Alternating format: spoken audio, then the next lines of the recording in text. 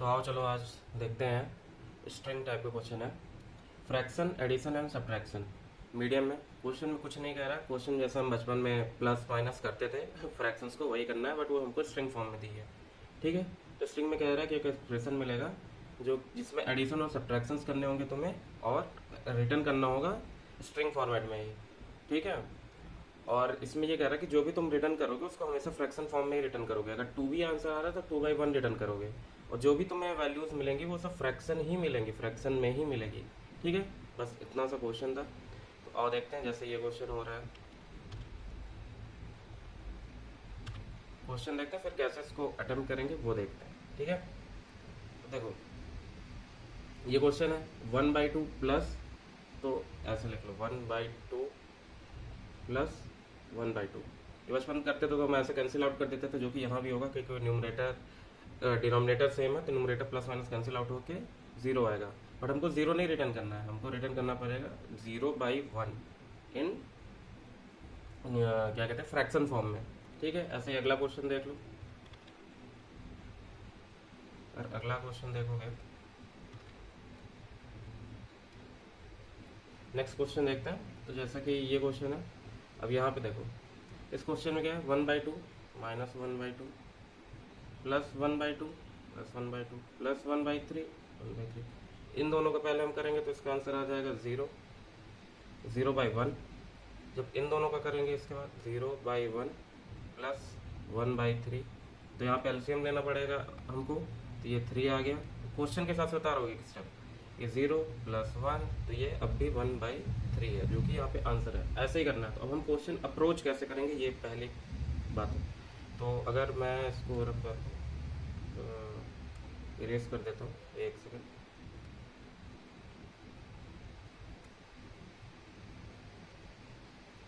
ठीक है, तो हम क्या करेंगे, पहला हमारा क्या होगा अटैम्प्ट, पहला अटैम्प्ट होगा, मैं बताता हूँ यहाँ पे कि जो जो हमें फ्रैक्शन मिलते जा रहे हैं हम उनको कहीं एक जगह स्टोर करते जाए। -1/2 एक जगह स्टोर कर लिया, एक एरे समझ लो बनाते जाए।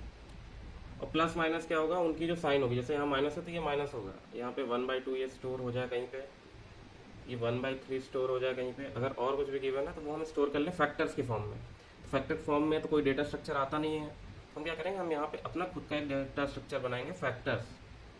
ठीक है, फैक्टर्स, और उसमें क्या क्या रहेगा, न्यूमरेटर एंड डिनोमिनेटर। ठीक है, जिसमें हम न्यूमरेटर डिनोमिनेटर स्टोर करेंगे हर एक नंबर का विथ साइन। साइन कैसे हम करेंगे, कि प्लस है कि माइनस, तो जो न्यूमरेटर की साइन होगी वो साइन बताएगा। ठीक है, अगर न्यूमरेटर -1 है या +1 है तो वो उसकी साइन बताएगा कि वो निगेटिव है या पॉजिटिव। इस फैक्टर्स का हम क्या करेंगे, पहले एक एरे निकाल लेंगे जो कि इन सारे फैक्टर्स को स्टोर करेगा। फिर क्या करेंगे, फिर हम लिनियरली एक एक दो दो फैक्टर को हम पिक करेंगे और ऐड करेंगे, जो आंसर आएगा उसमें नेक्स्ट ऐड करेंगे, फिर नेक्स्ट ऐड करते करते ऐसे एंड तक हम निकालेंगे, और जो हमारा रिजल्टेंट आंसर होगा उसी को हम ट्राई करेंगे। ठीक है, तो मैंने इसका कोड कर लिया, थोड़ा बड़ा था तो मैं कहा सामने कोड नहीं करूँगा। ठीक है, तो यहाँ पे ये रहा कोड इसका। ठीक है, तो मैं इसको कॉपी कर लेता हूँ। पहले पहले ये देखते हैं कि हम इसको स्टोर कैसे कर रहे हैं। ठीक है, ये भी ले लेता हूँ, इसको स्टोर कैसे कर रहे हैं, तो यहाँ नोट डाउन कर देता हूँ।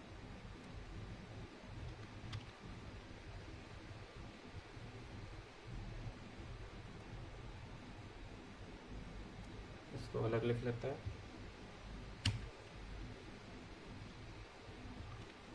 ठीक है,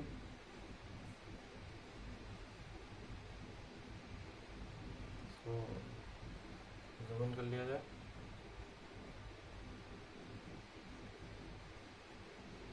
ठीक है, अब हम क्वेश्चन पे चलते हैं।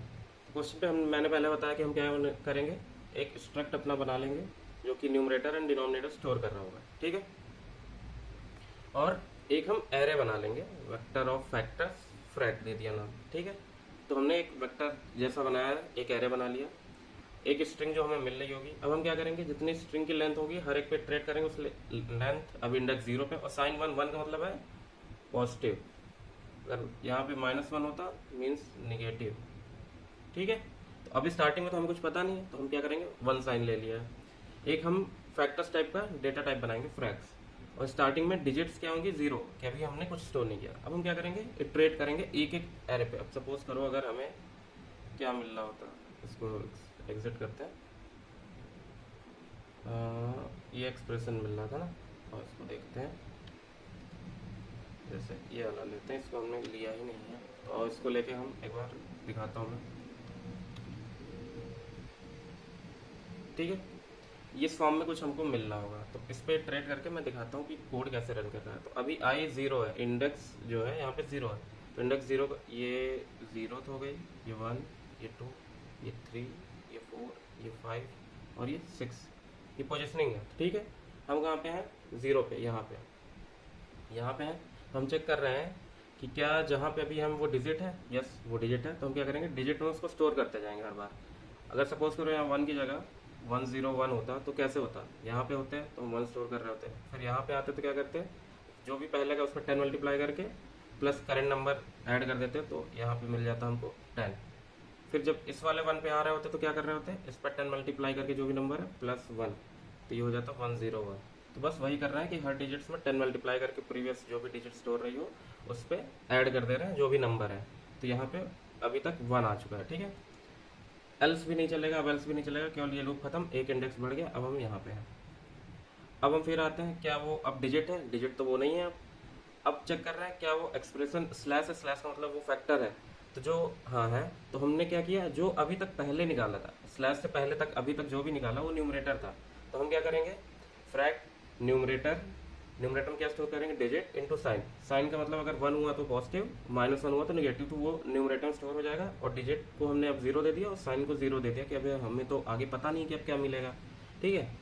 अब देखो, अब एलसीफ भी चल गया, अब फिर चलेगा, अब यहाँ पे आ गए हम, फिर यहाँ पे आ गए, इसका क्या मतलब है कि फिर जब यहाँ पे आएंगे तो इस डिजिट ट्रू होगा, अब डिजिट में क्या स्टोर होगा, अब 3 स्टोर हो जाएगा। फिर हम एक आगे बढ़ेंगे, अगली बार इफ ये वाला भी इफ नहीं चलेगा, ये वाला भी इफ नहीं चलेगा, इस वाले में आएंगे, इस वाले में आने का मतलब है कि हम प्लस या माइनस में आ गए, प्लस पे या किसी माइनस पे हम इस समय पहुंचे, तो प्लस या माइनस पहुंचे, इसका मतलब कि इससे पहले एक फैक्टर रहा होगा जिसका हमने डिनोमिनेटर अभी तक डिजिट में स्टोर है बट हमने लिखा नहीं, तो यहाँ पे बस हम क्या कर रहे हैं, उसको डिनोमिनेटर को हम स्टोर कर दे रहे हैं, ठीक है।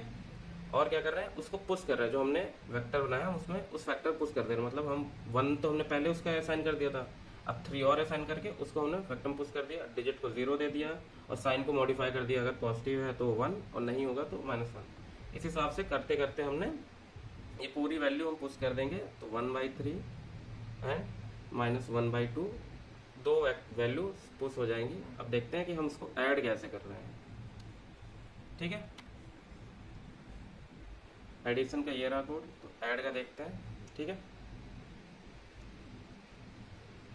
ऐड का हम क्या कर रहे हैं, एक तो देखो मैं बाकी का कोड यहाँ पे दिखाता हूँ, यहाँ बाकी का कोड अगर देखोगे तो हम स्टार्टिंग का भी मैं कॉपी कर लेता हूँ तब इसको करता है।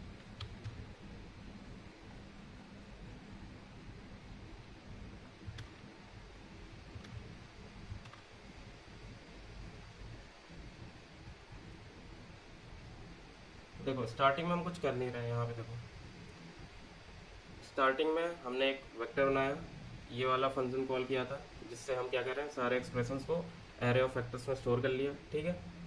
अब हम क्या कर रहे हैं, एक रिजल्ट बना रहे हैं जिसमें आंसर स्टोर करेंगे, रिजल्ट फैक्टर का 0/0 है स्टार्टिंग में, जो कि यहाँ हमने डिफाइन किया है। अब हम क्या कर रहे हैं कि हम हर एक जो भी हमने अभी तक स्टोर किया अपनी एरे में, ठीक है, अभी तक जो भी फैक्टर स्टोर किया उसको क्या कर रहे हैं, रिजल्ट के साथ ऐड कर रहे हैं, इसको ऐड करके रिजल्ट में स्टोर कर दे रहे हैं, फिर रिजल्ट को ही इससे स्टोर करा रहे हैं। तो बस वही हो रहा है कि ऐड फैक्टर रिजल्ट के साथ फैक्टर्स को ऐड कर रहा है एक एक। अब वो देखते हैं कि ऐड कैसे कर रहा है, वो यहाँ देखते हैं। अब देखो ये रिजल्ट है जिसमें आंसर स्टोर होना है और ये एक नंबर मिल रहा है जो वेक्टर एरे में हमने स्टोर कर रखा है, ठीक है। अब यहाँ पे देखो अगर डिनोमिनेटर 0 है, सपोज करो कि अभी तक डिनोमिनेटर 0 है, क्योंकि 0 तो क्वेश्चन में देगा नहीं, डिनोमिनेटर हमने 0 स्टार्टिंग में लिया था, तो मतलब अभी हम कहाँ पे हैं, पहले नंबर पे हैं अपने, मतलब अभी तक हमने रिजल्ट में कुछ ऐड नहीं किया, तो उस केस में क्या करेंगे, रिजल्ट को सीधे असाइन कर देंगे टू ऐड और रिटर्न कर जाएंगे, तो रिजल्ट अपडेट होके पहला वाला हो जाएगा, जैसे इस केस में 1/3 रिजल्ट में स्टोर हो जाएगा, ठीक है। सपोज करो ऐसा नहीं होता, रिजल्ट में कुछ वैल्यू स्टोर है, फिर आगे आते हैं, तो अब क्या ऐड आएगा, रिजल्ट में स्टोर है 1/3 और अब ऐड में आएगा -1/2। अब इसका देखते हैं कैसे होगा। तो हम क्या करेंगे, यहाँ पे एलसीएम निकालेंगे। एलसीएम निकालने के लिए प्री डिफाइंड तुम्हारा लाइब्रेरी में होता है एलसीएम, उसके अंदर 2 नंबर पास करो तो उसका एलसीएम निकाल दे देता है। तो हम डिनोमिनेटर का एलसीएम निकाल लेते हैं यहाँ से। अब हम क्या कर रहे हैं, हम डिनोमिनेटर का एलसीएम 2 और 3 का अगर हम निकालेंगे, हम यहाँ पे 3 यहाँ पे 2 पास किया तो इससे आएगा 6। अब 6 लाने के लिए नीचे क्या करना होगा, न्यूमरेटर्स में मल्टीप्लाई करना होगा। तो रिजल्ट के न्यूमरेटर में हम क्या कर रहे हैं, यहाँ पे देखो क्या मल्टीप्लाई हो रहा है, अगर देखोगे तो हम क्या मल्टीप्लाई करते थे, अपोजिट जितना डिवाइड करके आता था, जैसे यहाँ पे 2 आएगा तो हम क्या करेंगे, रिजल्ट 1/3 में हम न्यूमरेटर में क्या मल्टीप्लाई कर रहे हैं, 2/2। ऐसे यहाँ -1/2 वाले में क्या मल्टीप्लाई कर रहे हैं, 3/3। क्योंकि दोनों न्यूमरेटर सेम करना है तो ये 2/6 हो जाएगा, ये -3/6 हो जाएगा। जब ये हो जाएगा दोनों न्यूमरेटर सेम, तो रिजल्ट का क्या करेंगे, जो रिजल्ट में अभी तक क्या था हमारे 1/3 था ना, 1/3 था, उसमें क्या ऐड कर रहे हैं यहाँ पे न्यूमरेटर का जो भी हमने किया। तो अभी हमने इसको अपडेट करके ये 1/3 से क्या हो चुका है, 2/6 में हम क्या ऐड कर रहे हैं, 2 में ऊपर क्या ऐड कर रहे हैं, -3, जो कि हो जाएगा -1। तो -1 रिजल्ट के न्यूमरेटर स्टोर हो गया -1, और डिनोमिनेटर जो एलसीएम था 6, तो यहाँ से आंसर आ गया -1/6। ये रिजल्ट में स्टोर हो गया। अभी आगे और वैल्यू होती तो और टाइम्स कॉल होता, तो मतलब ये ऐसे एडिशन परफॉर्म करें। अब हम क्या करेंगे, अब हम सपोज करो हमने ये पूरा कैलकुलेट करके रिजल्ट में स्टोर कर लिया। अगर सपोज करो कि रिजल्ट का भी डिनोमिनेटर 0 है, मतलब एक्सप्रेशन कुछ नहीं दिया हुआ था, उसमें भी 0 था, तो उस केस में हमको 0 को भी सिंपल करके रिटर्न करना है, तो 0/1 रिटर्न करेंगे। और नहीं तो क्या करेंगे, अब सपोज करो आंसर निकालते निकालते ऐसा आ गया, ऐसा मीन्स कि मतलब अभी वो जो नंबर्स हैं वो डिवाइड हो सकते हैं। सपोज करो 10/15 आ गया, 10/15 को हम सिंप्लीफाई करेंगे 2/3 भी आ सकता है। तो हम इसमें कॉमन डिवीजन निकालना है न्यूमरेटर और डिनोमिनेटर में हमारे, और उस हिसाब से न्यूमरेटर डिनोमिनेटर को कॉमन डिनोमिनेटर से हम कॉमन क्या कहते हैं तुम्हारा, कॉमन डिवाइजर्स जो भी निकाला हमने जीसीडी, उससे हम डिवाइड कर दे रहे हैं, और डिवाइड करने के बाद रिजल्ट किस न्यूमरेटर / डिनोमिनेटर रिटर्न कर रहे हैं। बस इतना था क्वेश्चन था। अगर तुम देखोगे तो मैं इसको सबमिट करके दिखा देता हूँ।